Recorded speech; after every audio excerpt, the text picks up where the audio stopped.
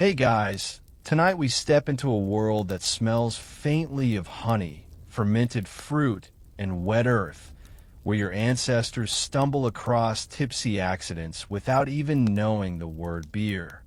Imagine you trudge barefoot through long grass, the cool night settling over a village lit by flickering torches, and someone hands you a goblet of something that smells suspiciously sweet, but not unpleasantly so. You probably won't survive this experiment if you take too many sips, but that's the thrill, isn't it? So, before you get comfortable, take a moment to like the video and subscribe, but only if you genuinely enjoy what I do here.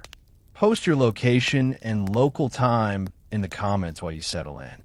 Now, dim the lights, maybe turn on a fan for that soft background hum, and let's ease into tonight's journey together. You shuffle past a pile of overripe berries, crushed and sticky underfoot. The scent is sharp, almost electric, tugging at your nose with the faint promise of dizziness. Early humans had no idea that leaving fruits in a warm, damp patch would trigger tiny yeast to start munching on sugars, producing bubbles and alcohol. You crouch, sniffing the air, and your tongue tingles with curiosity. Historians still argue whether those first encounters were accidental delights or cautious trials. Some suggest the first taste came from children playing near fallen fruit. Others say it was ritualistically offered to appease unseen forces. Either way, the effect is immediate. A light-headed warmth that makes the firelight seem to dance more vividly. You probably frown at the uneven texture. Some berries have gone slimy. Others are just sweet with a hint of fizz. Here's a quirky thought. In some ancient societies, the more sour the accidental fermentation, the more it was considered spiritually potent. Imagine your great-great-great-grandparent giggling over a puddle of fermented berries, whispering, "This one might give you visions tonight." You sip carefully, marveling at the sensation of the fruity bubbles popping on your tongue, almost like tiny, friendly firecrackers. Around you, the village stirs. People pass wooden bowls filled with mashed fruits, maybe tossing in a bit of honey or leftover tree sap, experimenting in small, fragrant batches. You notice a smell of damp clay as someone sets their concoction near a wall. Archaeologists find evidence that early humans sometimes fermented in sun-warmed pots, hinting that taste and texture mattered as much as the buzz. You run your fingers over the rim of a cracked clay bowl and feel the tiny rough bumps. It's tactile history, sticky and sweet. Night deepens, and you imagine shadows flickering across the walls, laughter and murmurs mingling with the earthy aroma of fermenting fruits. Your mind drifts to the question scholars keep debating. Did early humans seek intoxication for social bonding, spiritual insight, or simply because it tasted unexpectedly good? Probably a bit of all three. You lift the bowl again. That first cautious sip hits with warmth, a little tickle that curls up your spine. You grin. Somehow, even before beer was a thing, humans had stumbled upon the thrill of something slightly out of control. The fire crackles louder. You lean back, feeling the mild buzz spread, warming your belly like a secret shared only with the stars. Nearby, someone drops a sticky cluster of berries onto the ground. You laugh at the sight, a tiny shared ritual, wild, messy, and intoxicating. The night smells of damp grass, sweet fruits, and the faint tang of experimentation. You close your eyes for a moment, letting the warmth settle, realizing that the very first tipsy humans were probably just as cautious, curious, and delighted as you are now. The world before beer was messy, unpredictable, and gloriously experimental. And somehow, impossibly inviting. You trudge through a grove where sunlight filters through leaves in lazy, golden patches, stepping over fallen fruit that glistens like tiny amber jewels. Each squish underfoot releases a burst of scent that's part sweet, part tangy, part maybe I shouldn't eat this. The precarious thrill of early intoxication. You probably won't survive more than a few cautious sips before your ancestors' daring spirit rubs off on you. So, remember that first taste of fermented berries? Now multiply it by everything that nature has left to rot just enough to be exciting. Here, the forest floor is littered with apples, pears, figs, and plums, all bruised from wind, animals, or careless hands. Some puddles in the leaves shimmer faintly, a hint of fizz rising from a gentle chemical ballet between wild yeast and natural sugars. You dip a finger and taste, slightly tart, faintly sweet, with the tiniest prickling effervescence. Historians still argue whether these puddles were a casual curiosity for children and foragers, or if they already had ceremonial significance. Perhaps a village elder recognized the effect and encouraged a cautious sip. You imagine a circle of early humans, giggling at the bubbles on their tongues, the forest echoing with the sound of new experimentation. A fringe idea tickles your imagination. In some areas, people may have deliberately buried fruits in cool, damp soil to see what happened, a crude early fermentation chamber. You bend down, feeling the cold dirt on your palms, imagining the thrill of digging up a hidden stash to discover a fizzy surprise. It smells earthy, fruity, and slightly heady. Your ancestors probably debated this like modern scientists argue over experiments. Will it taste good? Will it make you dizzy? Is this safe?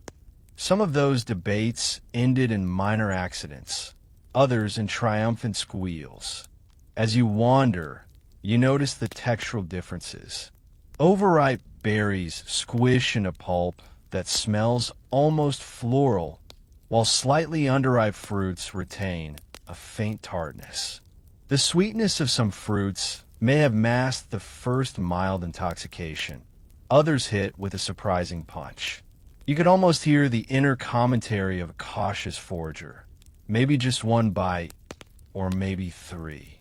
And that's the same debate historians still have. Were people tasting for flavor first, or for the slight, dizzying lift that hinted at something more thrilling? In one sun-dappled clearing, you spot a hollow log filled with crushed fruits, perhaps knocked down by a passing animal. The scent is sharp, tangy, almost fizzy. You reach in, gently lifting a handful. The pulp slides through your fingers, sticky and aromatic. Fringe studies suggest that such natural fermentations may have been an early form of social entertainment, where people gathered to taste, speculate, and share reactions.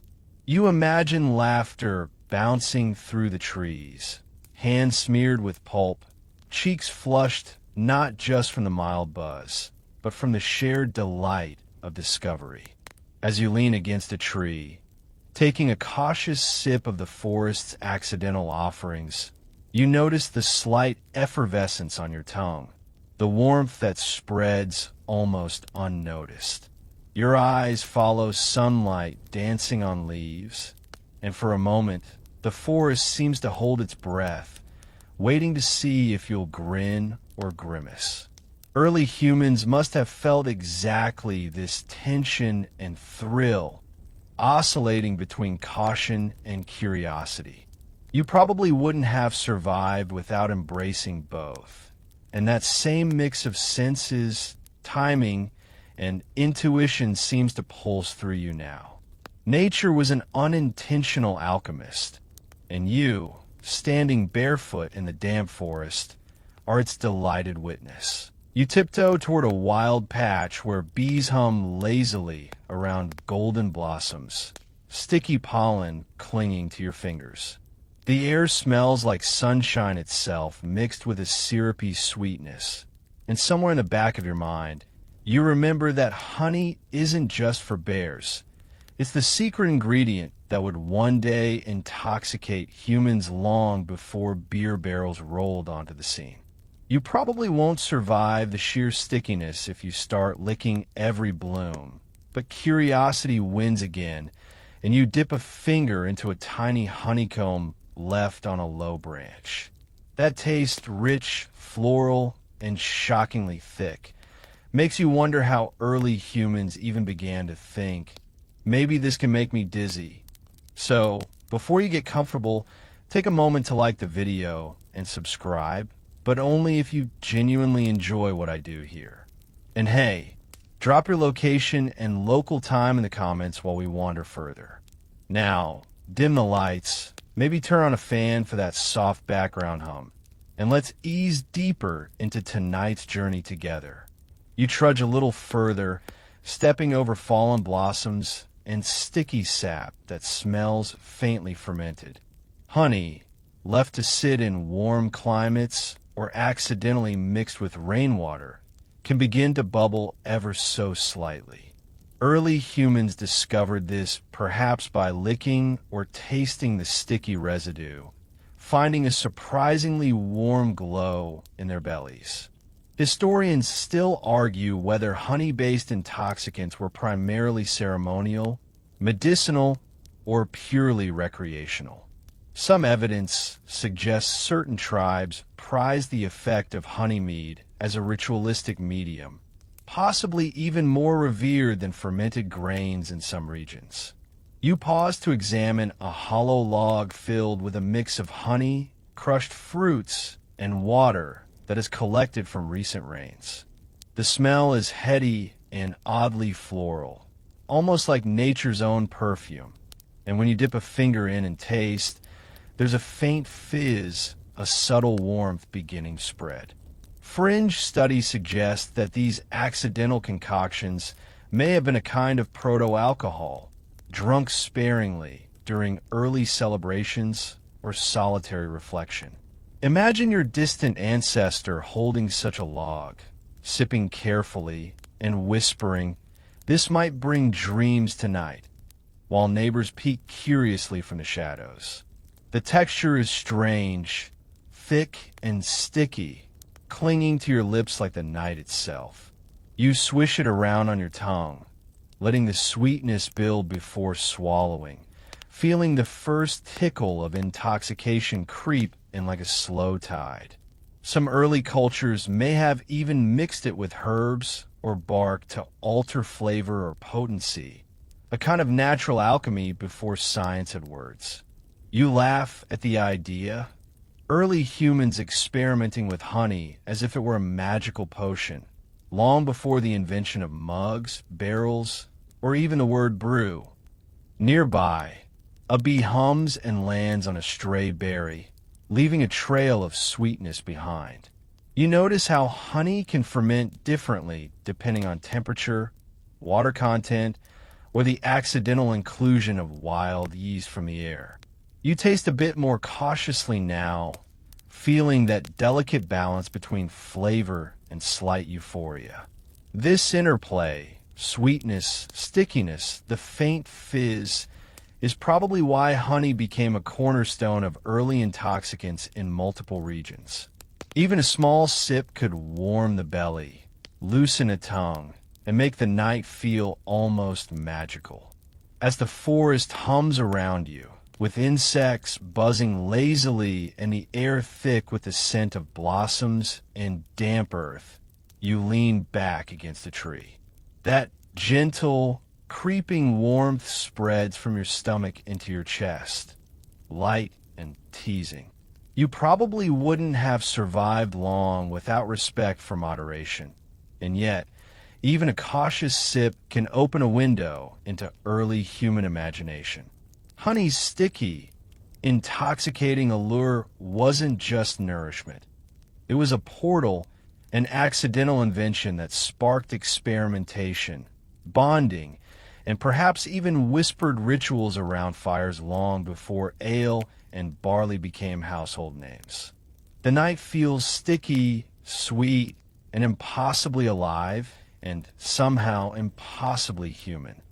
You wander along a sun-dappled path where tall trees drip with sap, each drop gleaming like liquid amber. You probably won't survive a taste test marathon, but curiosity drags you closer, your fingers sticky with a faintly sweet, earthy aroma of birch and maple. Early humans noticed that when this sap mingled with air or pooled in a hollow, subtle fermentation could occur. A gentle warmth rises in your chest just thinking about it. So, before you get comfortable, take a moment to like the video and subscribe, but only if you genuinely enjoy what I do here. And don't forget to drop your location and local time. It makes this journey feel like a global campfire. Now, dim the lights, maybe turn on a fan for that soft background hum, and let's slip further into tonight's tale. You kneel beside a tree, tracing the sap trail as it oozes along the bark. The sticky residue varies. Some parts taste lightly sweet, others almost bitter, hinting at a latent power. Historians still argue whether sap drinking was purely opportunistic or if early humans had learned deliberate collection techniques. Some evidence shows carved notches in trees, possibly to guide sap flow, suggesting sophistication you might not expect from what looks like an accidental treat. You take a tiny sip, feeling a soft, warming fizz tickle your tongue, almost like a whisper from the tree itself. Fringe researchers speculate that sap may have served a dual purpose: nutrition and intoxication. Palm sap in tropical regions can naturally ferment in hours, giving early humans an unexpectedly potent drink, while birch or maple sap in cooler climates provided gentler, slower effects. You can almost hear the debates in ancient villages: too sour, don't drink. Try it, just a sip. The first taste is tentative, followed by a sense of marvel. How can something so simple, tree sap, transform into a drink that dances on your senses? You dip a leaf into a shallow hollow in the tree, lifting droplets to your lips. The texture is watery, yet slightly viscous, lingering with a faintly earthy sweetness. You imagine a group of early humans gathered around the tree, taking turns tasting, comparing, and speculating. A few giggle at the sensation, some grimace, and others simply marvel. This communal curiosity may have been the first spark of social drinking rituals long before pottery and fermentation vessels existed. The subtle warmth that creeps into your chest mimics what they might have felt, a gentle, intoxicating nudge that nature had crafted for exploration. As you explore further, you notice how temperature affects the sap. A few drops exposed to sunlight bubble lightly, tiny signs of fermentation that hint at mild intoxication. You recall that the night air is cooler, slowing the chemical reactions, while warm sunlit pools amplify them. Historians still debate whether early humans recognized this variation and timed their collection accordingly, or whether it was pure luck. Fringe finds suggest some tribes even added fruits or honey to sap, experimenting with flavors and potency. Leaning against the trunk, you watch sap slowly drip onto the ground, a natural clock ticking off gentle experiments. Your fingertips glisten, sticky and sweet, and a faint, fizzy warmth spreads from your mouth down to your belly with that first tiny sip. The sensory cocktail, the smell of wood, the gentle sun, the tactile stickiness, makes you feel intimately connected to the earliest drinkers. You marvel at their ingenuity, at the way curiosity nudged them toward intoxication, long before barley, hops, or formal brewing techniques existed.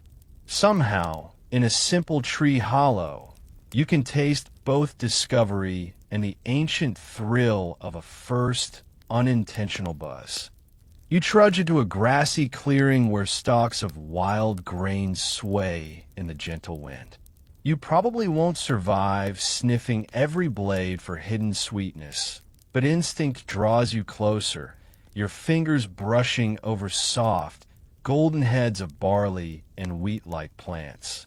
Early humans stumbled upon the intoxicating potential of soaked grains purely by accident, leaving porridge or crushed cereals in warm, damp environments.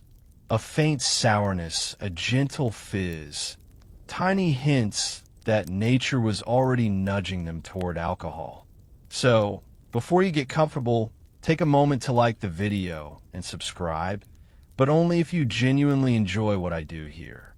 And don't forget to post your location and local time. It makes this journey feel like a shared adventure. Now, dim the lights, maybe turn on a fan for that soft background hum, and let's ease deeper into the story. You kneel, scooping a handful of soaked grains, squishing them gently. The texture is grainy, soft, slightly sticky, and with the faint tang of early fermentation. Historians still argue whether early humans repeated these experiments primarily for nutrition or the surprisingly pleasurable mild buzz. A quirky fact: some communities may have favored a porridge that hummed with fizz, tasting more alive than just filling.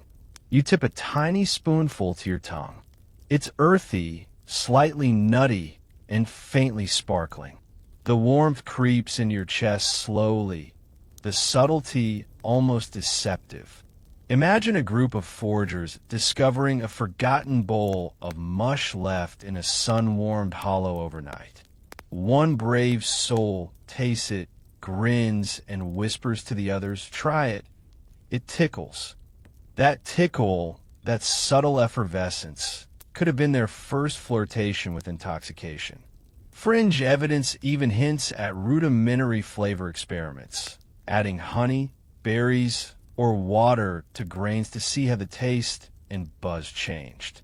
You smile at the thought, feeling connected to these early culinary scientists, curious and unafraid of a tiny stumble into inebriation. You take another careful scoop, noticing how temperature and moisture influence the grain mash. Cooler spots ferment slower, offering mild effects, while sun-warmed mushes bubble slightly, creating unexpected warmth and delight. You remember that first berry puddle and honeycomb. This is evolution continuing, slightly more sophisticated, but still rooted in accidents and curiosity. You tilt the mixture to your lips, letting the faint fizz tickle your tongue, imagining early humans sharing these discoveries communally. A soft breeze brushes through the clearing, carrying the scent of grains, wildflowers, and distant forest. You notice how tactile these early drinks were: squishy grains, sticky porridge, and subtle, surprising aromas. Some historians propose that repeated experimentation with cereal grains laid the foundation for more intentional brewing practices, even if early humans didn't realize they were inventing alcohol yet. You grin, feeling that same thrill, a tiny warmth spreading in your chest, a buzz that's part sensory delight, part accidental revelation. The forest, the clearing, and the gentle swaying grains all feel alive with possibility, hinting at the slow, meandering path toward human ingenuity in drink making. You sink onto a patch of sun-warmed earth, eyes tracing the rough patterns of clay pots left near the edge of a small encampment. You probably won't survive curiosity alone if you start poking through every crack and crevice, but but those early containers hold the secrets of Stone Age sours. Imagine the texture, gritty, rough, and imperfect, yet somehow perfectly suited for accidental fermentation. So, before you get comfortable, take a moment to like the video and subscribe, but only if you genuinely enjoy what I do here. And remember to post your location and local time.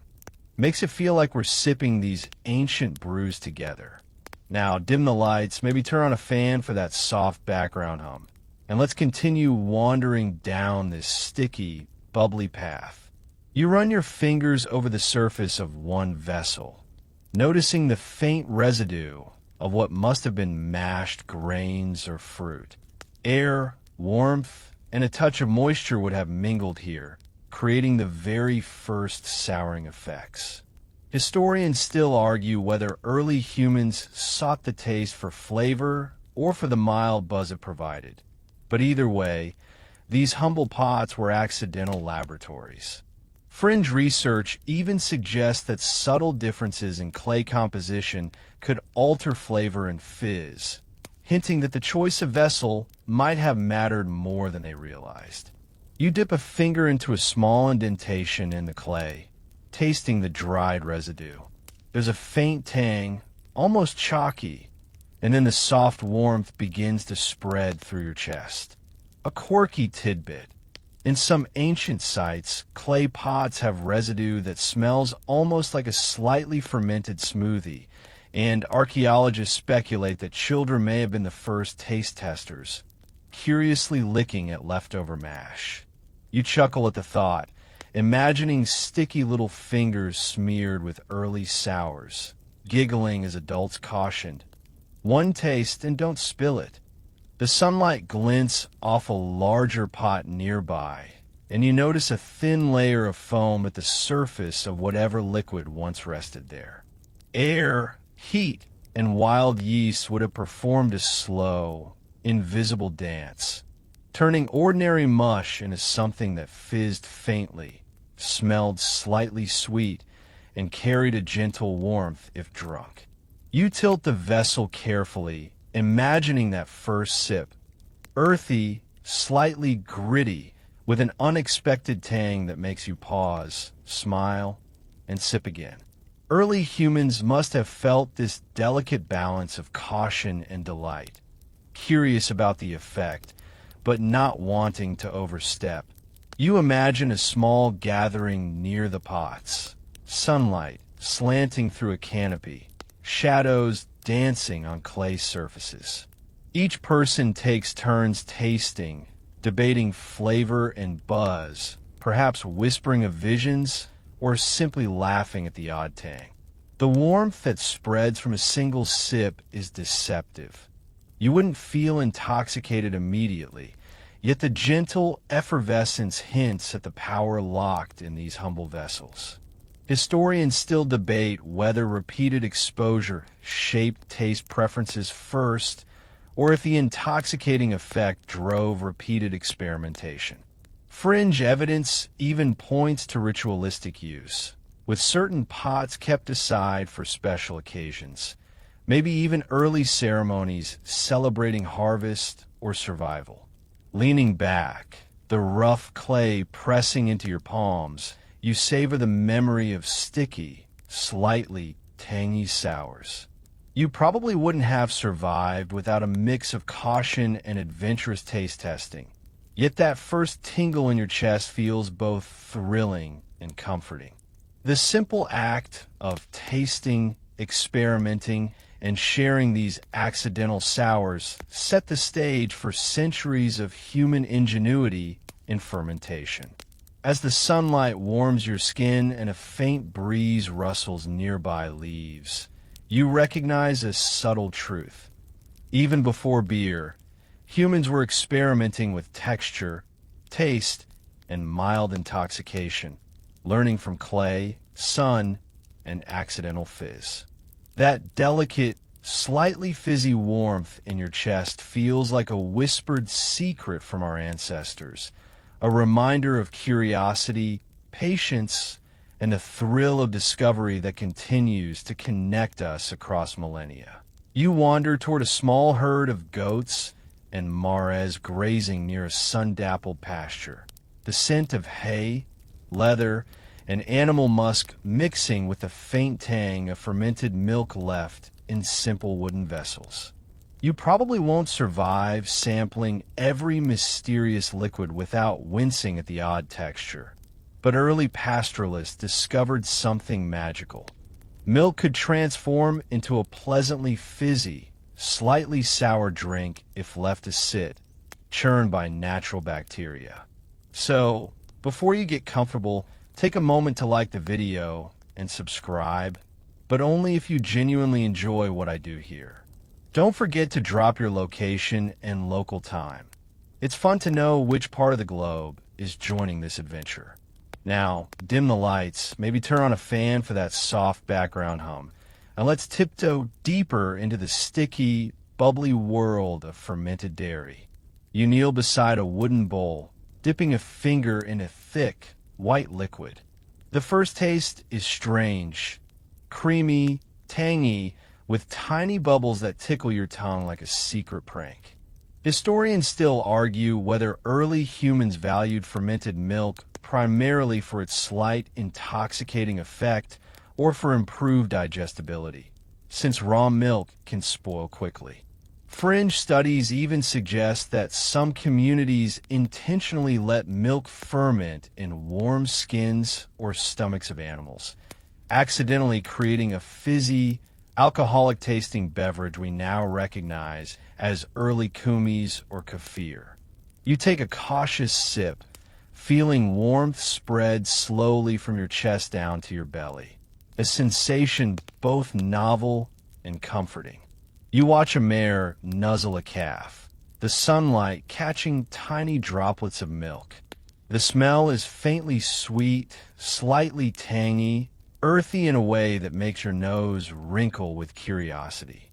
Early humans may have noticed that milk left in pails, skins, or clay vessels developed unique flavors and mild effects, turning routine nourishment into occasional celebration. Some tribes even incorporated honey, herbs, or fruit, boosting both taste and potency.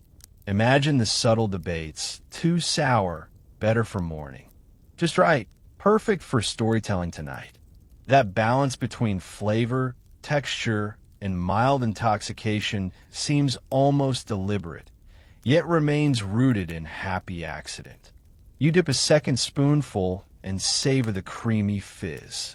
The sensation is gentle, ticklish, spreading warmth along your spine. A quirky thought: some anthropologists believe these dairy drinks were sometimes offered to children first, as a playful taste test, which might explain why fermented milk traditions persisted. It was part experiment, part game.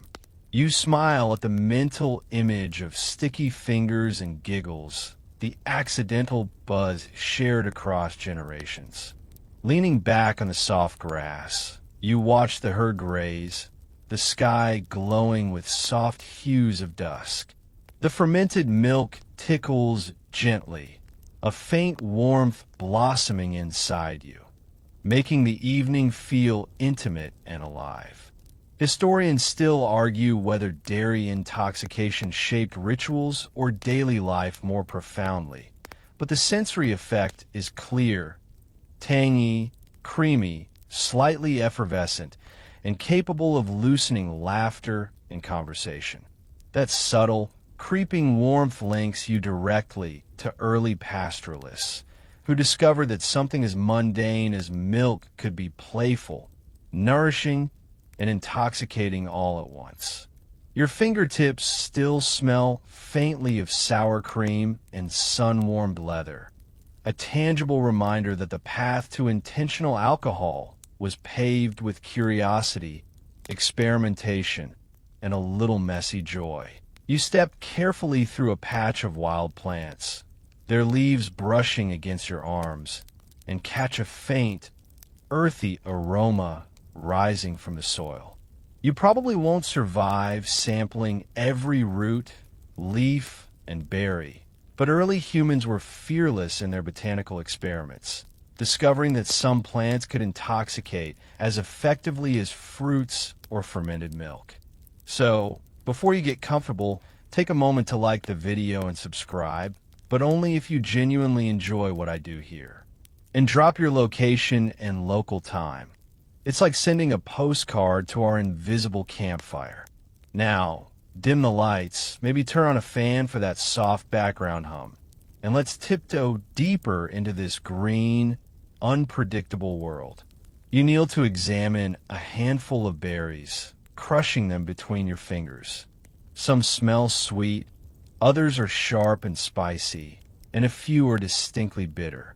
Early humans sampled cautiously, often guided by intuition or the gentle warnings of trial and error. Historians still argue whether these foraged plant intoxicants were consumed for recreation, ritual, or medicinal purposes, but the effect was undeniable. A tingling warmth, sometimes subtle, sometimes surprisingly strong. Fringe research suggests that shamans and healers may have intentionally guided the consumption of these plants, blending early pharmacology with accidental intoxication. You nibble a small, glossy leaf and immediately notice a subtle, dizzying effect, a flutter across your senses like a gentle tickle. Some roots, when soaked or chewed, produced mild euphoria. Others induced visions that early humans may have interpreted as spiritual messages. Quirky evidence from certain sites even hints at leaves used as flavoring agents in accidental concoctions, suggesting that curiosity about taste and effect often overlapped. Imagine the debates. Too bitter. Try this instead. Not strong enough. Add more roots. You grin at the thought of these ancient mixologists experimenting with texture, aroma, and potency long before written recipes existed. A soft breeze stirs the foliage around you, carrying the scent of wild herbs, berries, and damp soil. You notice how some plants interact with other ingredients. Berries mixed with honey, roots steeped in sap, or leaves added to fermenting grain porridge. Early humans were slowly discovering that combinations could enhance effect, flavor, or both. Historians still argue whether these blends were intentional for intoxication or merely practical experiments in taste and preservation. You dip another handful into a small puddle of fermenting plant mash, tasting a complex mix of sour, sweet, and earthy notes, the warmth blossoming gently in your chest. Leaning back, you observe how the sun slants through leaves, the shadows flickering across the forest floor. The sensory cocktail, the faint fizz of fermentation, the tang of roots, the sweetness of berries, creates a delicate, creeping warmth that spreads slowly, making your muscles relax and your thoughts wander. Fringe findings suggest some of these plant experiments may have inspired early rituals, as certain species were consistently chosen for their mild, intoxicating effects. You savor the faint, lingering tingle on your tongue, imagining the careful, playful hands of early humans who first dared to taste nature's hidden potions. Each sip, chew, or nibble was a small gamble, a flirtation with dizziness, and a lesson in the curious alchemy of the natural world. You crouch beside a hollow log, rainwater pooled inside, the surface glinting with a faint, golden sheen. You probably won't survive drinking every accidental brew you stumble across, but early humans often left liquids to sit in whatever containers or open-air spaces they could find. Hollow logs, shallow depressions in the earth, even puddles between rocks became experimental fermentation sites, giving rise to fizz and gentle warmth long before mugs or barrels existed. So, before you get comfortable, take a moment to like the video and subscribe, but only if you genuinely enjoy what I do here. And drop your location and local time. It feels like we're sampling together across millennia. Now, dim the lights, maybe turn on a fan for that soft background hum, and let's wander into these spontaneous liquid laboratories. You dip a finger into the murky liquid, careful to avoid debris. The taste is surprisingly sweet with a subtle sour note, the tiniest bubbles tickling your tongue. Historians still argue whether these open-air fermentations were intentional experiments or purely accidental discoveries. Fringe studies suggest that certain hollow logs or tree cavities were deliberately used because early humans noticed that liquids left there sometimes bubbled more vigorously, hinting at natural yeast activity. You savor the warmth creeping gently through your chest, a sensation both exciting and reassuring. Nearby, a patch of moss cushions your knees, damp and fragrant. You notice how sunlight hitting the liquid subtly accelerates fermentation, while shaded pools produce slower, gentler fizz. Some researchers even suggest early humans recognized these variations and favored certain spots for collection. You dip a small leaf into the log, lifting a few drops to taste. The mixture is earthy, lightly effervescent, and slightly tangy, a complex flavor that hints at the subtle art of accidental brewing. You glance around the clearing, imagining a group of early humans circling the log, hands hovering cautiously before daring sips. Giggles ripple as someone accidentally spills a few drops onto the moss, and a mild fizz erupts where the liquid meets the earth. Early humans must have found both delight and fascination in these small chemical surprises. A quirky tidbit: in some cultures, these accidental open-air ferments may have been the earliest social drinks, shared in playful competition or ritualized tasting. The warm sun casts long shadows across the hollow log, highlighting the glint of droplets and the subtle movement of tiny bubbles. You take another sip, feeling the warmth bloom slowly from your tongue into your chest, a gentle hum that blends with the rustling leaves. Historians still debate whether open-air fermentations influenced early brewing techniques or remained isolated curiosities, but the experience is vivid and tactile. You notice the complexity, temperature, container shape, and the faint presence of yeasts all working in unison. Even without realizing it, early humans were experimenting with variables that modern brewers would recognize. The gentle fizz, earthy aroma, and slightly sweet tang create a sensory cocktail that's both thrilling and comforting, a reminder that discovery often begins in the most humble, accidental ways. You meander into a sunlit glade where the forest floor is a mosaic of fallen fruits, puddles of sap, and stray honeycombs. You probably won't survive tasting every sticky, bubbling concoction without getting overwhelmed, but early humans were already experimenting with mixing ingredients to improve flavor or potency long before beer or cocktails existed. So, before you get comfortable, take a moment to like the video and subscribe, but only if you genuinely enjoy what I do here.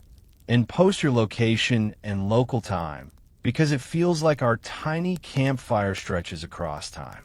Now, dim the lights, maybe turn on a fan for that soft background hum, and let's explore the first mixologists of human history. You scoop up a handful of mashed berries and stir in a drizzle of honey that glistens in the sunlight. The texture is sticky, sweet, and faintly effervescent from natural fermentation. Early humans may have discovered that blending ingredients amplified the effect, created new flavors, or even smoothed out unpleasant tangs. Historians still argue whether these mixtures were culinary experiments, ceremonial tools, or both at once. Fringe evidence suggests some groups deliberately combined sap, honey, and fruit to create a fizzy, intoxicating treat, a proto-alcoholic cocktail before the word cocktail even existed. A quirky thought hits you. Maybe some mixes were accidental masterpieces. A puddle of rainwater accidentally diluted fermenting honey, or a rogue berry dropped in a sap transformed it into something surprisingly palatable. You taste a spoonful, sweet, earthy, with a tiny fizz that pricks your tongue, and feel warmth creep up slowly from your belly. The combination seems intentional, yet somehow utterly serendipitous, a blend of chemistry, intuition, and happy accident. You notice subtle differences in aroma and texture. Honey adds thickness, fruit contributes acidity and effervescence, and sap or water balances everything. Some early humans may have discovered the sensory joy of blending, the thrill of creating layers of taste and warmth. A small debate surely unfolded. Too sweet, add more berry. Too thin, a drop of honey will fix it. You grin at the mental image of sticky hands, curious tongues, and quiet laughter, a timeless echo of experimentation. Leaning back against a mossy log, you inhale the mingling scents, the sun-warmed sweetness of honey, the tart bite of berries, and the subtle, yeasty whisper of fermentation. Historians still argue whether early humans mixed these ingredients primarily for flavor, intoxication, or ritual significance, but the sensory experience is undeniable. That gentle fizz spreads warmth through your chest, a creeping hum that tickles your imagination and your senses. Fringe research even hints at seasonal experimentation, certain fruits, saps, and honey available only at particular times, leading to annual special editions of these mixed brews. You sip again, savoring the sticky, effervescent magic, realizing that long before beer, humans had already begun the art of turning nature's bounty into something both delightful and intoxicating. You make your way through a small grove of trees, the branches overhead creating a cool, leafy canopy. You probably won't survive wandering through all the different plant and animal byproducts that early humans used to concoct their brews. But there's something fascinating about how early brewers looked beyond just fruit and grain. They turned to more unexpected sources like tree saps, resins, and even mushrooms. So, before you get comfortable, take a moment to like the video and subscribe, but only if you genuinely enjoy what I do here. And be sure to post your location and local time. It's a fun way to think about all the places we're connecting through this ancient brew. Now, dim the lights, maybe turn on a fan for that soft background hum, and let's dive into the wild world of sap and fungi-based fermentations. You spot a sticky resin oozing from a nearby tree, its amber hue glistening in the filtered sunlight. Without hesitation, you dip a finger in and taste the resin. It's surprisingly sweet with a slightly bitter edge, the consistency almost like honey. Historians still argue whether early humans used tree sap primarily for medicinal purposes as a preservative, or because they accidentally discovered its fermentable properties. The result was the creation of some of the earliest sap-based drinks, including mead-like beverages flavored with herbs, spices, and sometimes fermented with the help of wild yeasts. You feel a warmth spread through your chest, and the sweet bitterness of the resin begins to leave a lingering flavor on your tongue. You glance around and spot a few mushrooms growing at the base of the tree, their caps dark and slightly swollen. It's not hard to imagine that early humans, ever curious, also experimented with fungal fermentations. A quirky tidbit: ancient cultures like the Chinese and Sumerians used fungi for brewing long before modern beer even took root, and some even credited mushrooms with supernatural properties, suggesting a deep connection between early fermentations and mysticism. You pick a small mushroom carefully, turning it over in your hand before tasting. It's earthy, slightly bitter, and the texture is a little chewy, but you soon realize it holds a more complex flavor that hints at something slightly intoxicating.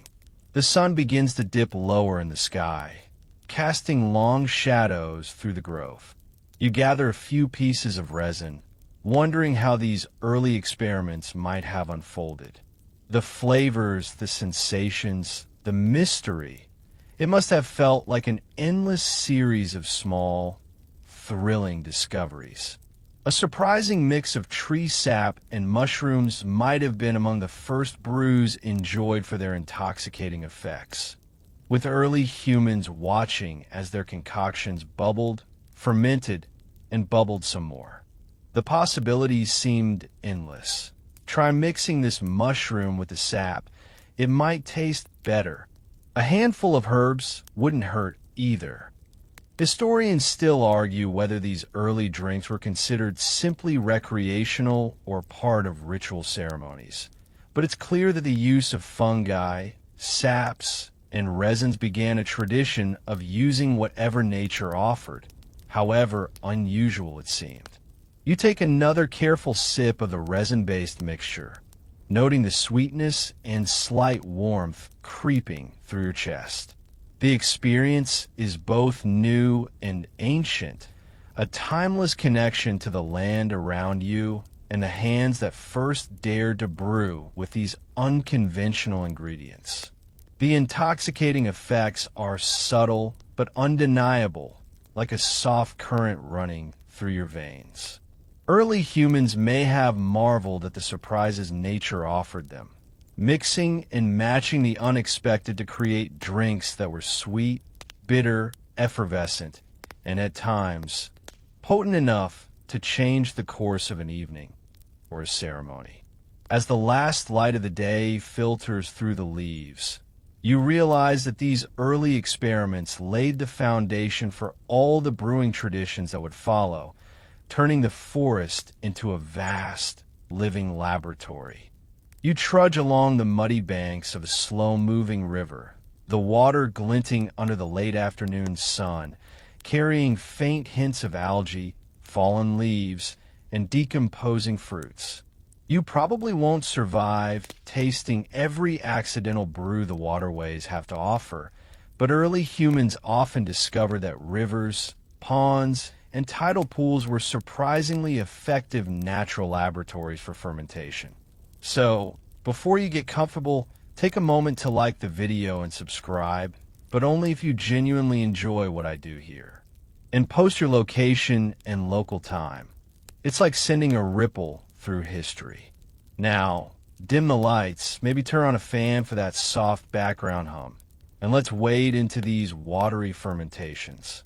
You kneel beside a shallow pool where fallen berries, grains, and leaves have gathered.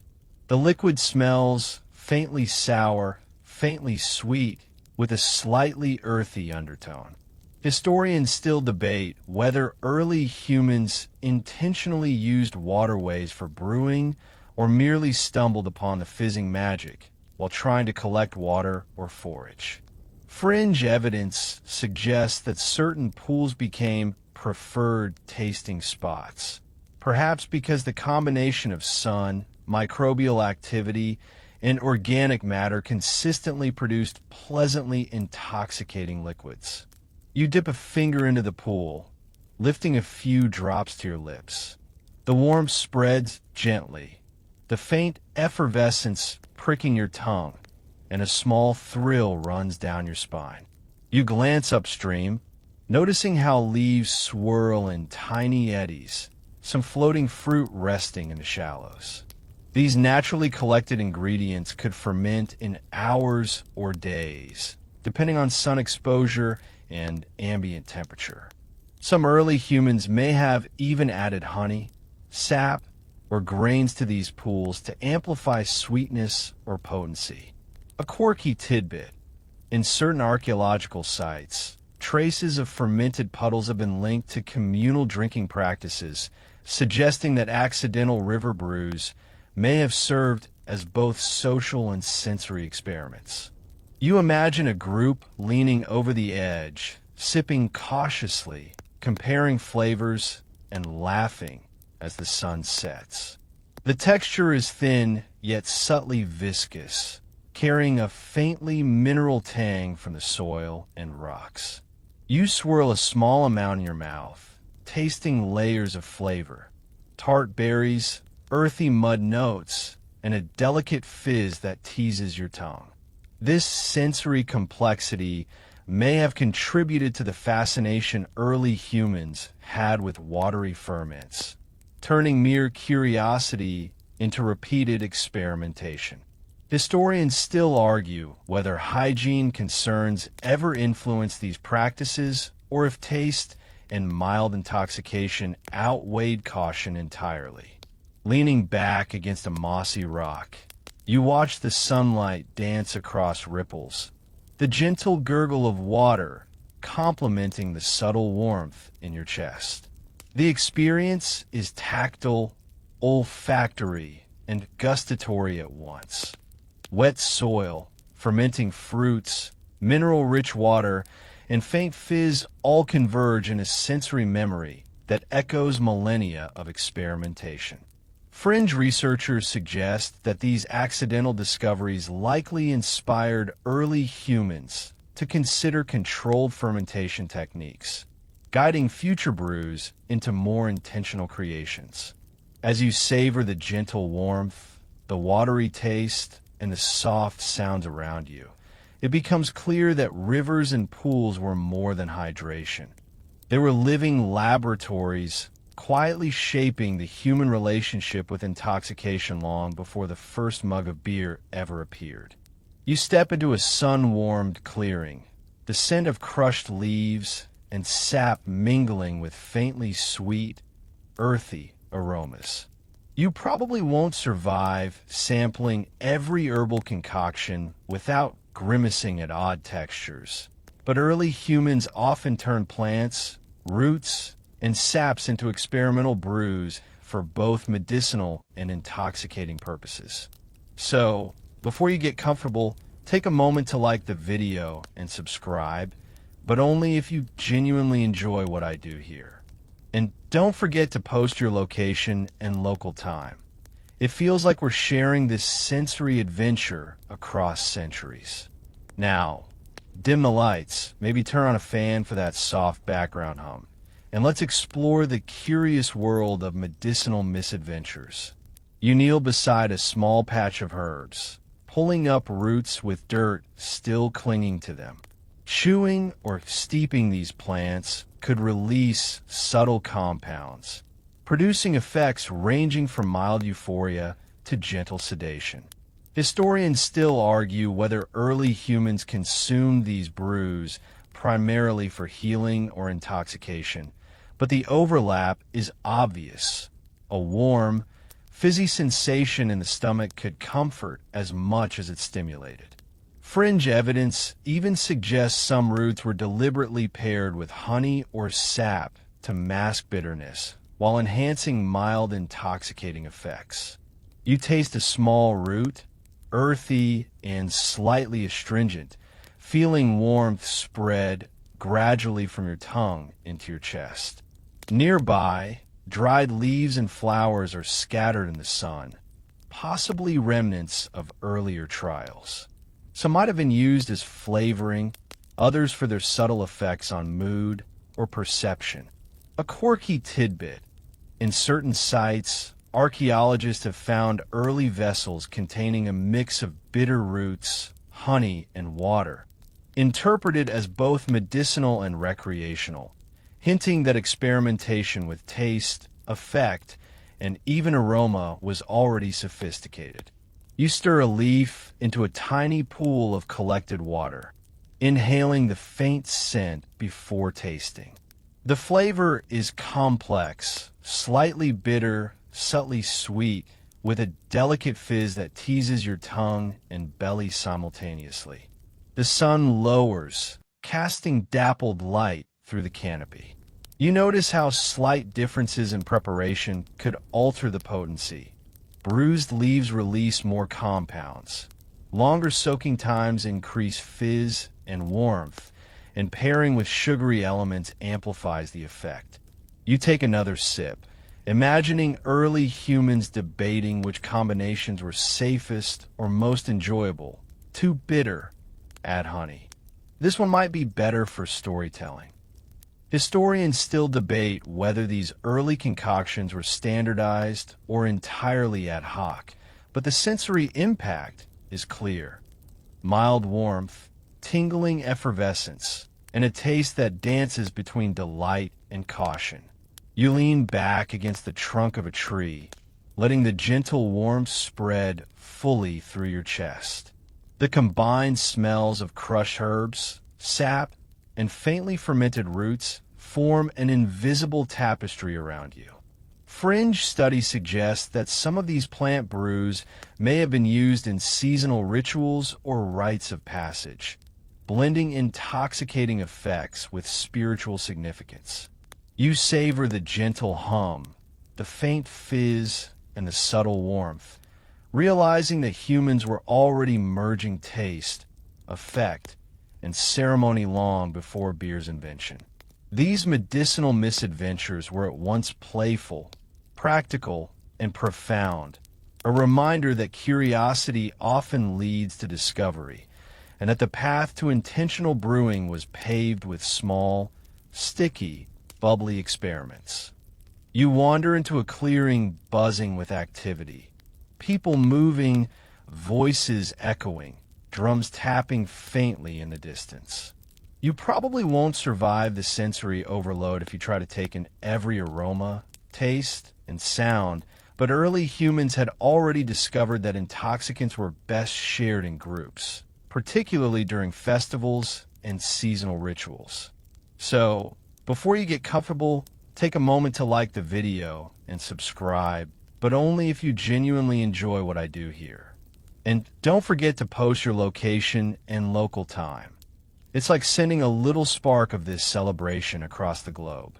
Now, dim the lights, maybe turn on a fan for that soft background hum, and let's step into the world of pre-ale festivities.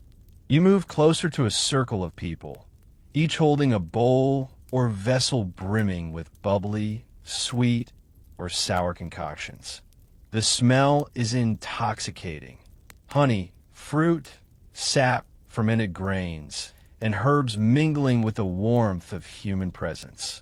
Historians still argue whether intoxication or ritual performance was the primary draw of these gatherings, but the two clearly reinforced each other. Fringe evidence suggests some early festivals were organized around seasonal ingredients, where accidental or experimental brews played a central role in bonding, storytelling, and even divination. You dip a finger into a shared bowl and taste. Tart, sweet, slightly effervescent, and thrillingly warm in your chest. Nearby, a child giggles as sticky fingers swipe a few droplets of fermented honey from a communal tray. You notice how the sensory experience is amplified by sound, movement, and laughter. Drums thumping, voices rising, the shimmer of sunlight catching on dew or puddles of accidental fermentations. Some anthropologists suggest that these early festivals helped standardize taste and preparation methods, as repeated communal sampling highlighted what flavors, textures, and effects were most enjoyable. You sip again, feeling a subtle buzz creeping up your chest and spine, the first hint of social intoxication merging with mild euphoria. You glance around, noticing how ingredients might be layered, combined, or modified in these gatherings. Berries might be added to fermented grains, honey drizzled over sap, or aromatic herbs dropped into puddles. Each combination shifts flavor and effect, a playful exploration of human curiosity amplified by community. A quirky tidbit. In some archaeological sites, residues in communal vessels suggest intentional mixing of multiple ingredients, hinting at proto-cocktails shared for celebration or ritual. You imagine early humans comparing sips, debating potency, and laughing over mild mishaps. A timeless picture of social experimentation. Leaning back on a soft patch of grass, the warmth from your sip spreads through your chest and down your arms. The combination of taste, smell, sound, and movement creates a sensory symphony. Historians still debate whether intoxication was the reason these gatherings persisted or merely a delightful byproduct of communal activity, but the effect is undeniable. Laughter flows easier, stories become livelier, and bonds strengthen in ways that no sober ritual could achieve. Fringe studies even suggest that the most potent mixtures were saved for special ceremonies, elevating certain accidental concoctions to ritualistic status. You savor the sticky sweetness, the fizz, and the gentle warmth spreading through your body, realizing that these festivals were not just about drinking. They were the birth of communal delight, experimentation, and the shared joy of discovery. You trudge through the remnants of the last seasonal festival, sticky fingers brushing against crushed berries and dried herbs littering the ground. You probably won't survive revisiting every accidental concoction without marveling at the ingenuity of your ancestors. But this is where the story begins to tighten, from random fermentations to intentional experimentation. So, before you get comfortable, take a moment to like the video and subscribe, but only if you genuinely enjoy what I do here. And post your location and local time. It's fun to imagine the world joining in this ancient adventure. Now, dim the lights, maybe turn on a fan for that soft background hum, and let's trace the path toward the first deliberate buzz. You pause beside a sun-warmed patch of earth, where honey drips over crushed fruits and tiny puddles of sap glisten faintly. Early humans slowly began understanding patterns. Warm sun accelerates fermentation. Honey and berries sweeten the taste, and leaving liquids undisturbed produces fizz. Historians still argue whether these refinements were discovered purely by trial and error or guided by early intuition about flavor and effect. Fringe findings suggest that certain individuals may have specialized in preparing these mixed brews, hinting at the very first drink makers, even without pottery or formal recipes. You lift a handful of mushy grains mixed with honey and water, tasting the fizz and warmth. The effect is gentle but unmistakable, a creeping hum that loosens muscles and softens thoughts. You remember the berry puddle, the sticky honey, the fermented milk, and even the mysterious roots. Each accidental discovery feeding into this slow accumulation of knowledge. Humans learned, slowly and experimentally, how to manipulate ingredients to maximize taste, aroma, and mild intoxication, setting the stage for beer, mead, and all future brews. Nearby, remnants of communal bowls hint at early social rituals, where sharing experimental drinks created bonds and reinforced memory. A quirky tidbit.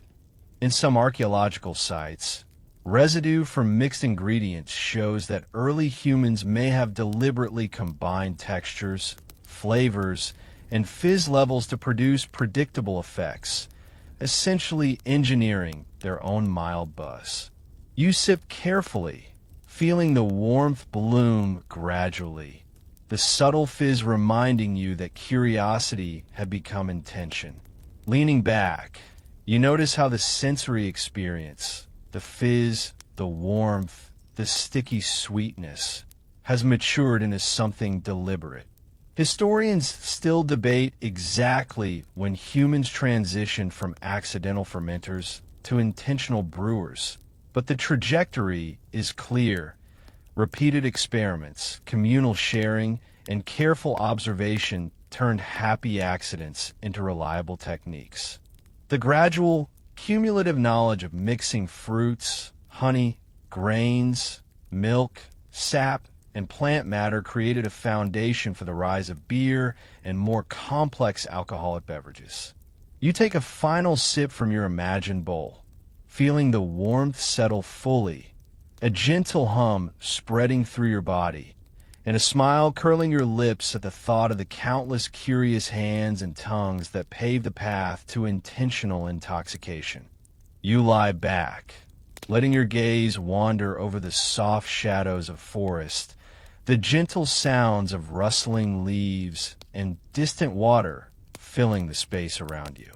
The warmth from the accidental drinks settles deeper now, a comforting hum that reminds you of every sticky berry, sweet drop of honey, and faintly fizzing puddle you've imagined along the journey. Slowly, the sharp tangs soften, blending into the earthy, mellow tones of nature itself. You breathe in deeply, letting the scent of damp soil, crushed herbs, and sun-warmed fruits fill your senses, each inhalation a gentle echo of centuries of experimentation. The earlier excitement fades into a slower rhythm. You recall the laughter of communal sips, the careful curiosity of tasting milk, sap, and mysterious roots, and the soft thrill of accidental fizz dancing on your tongue.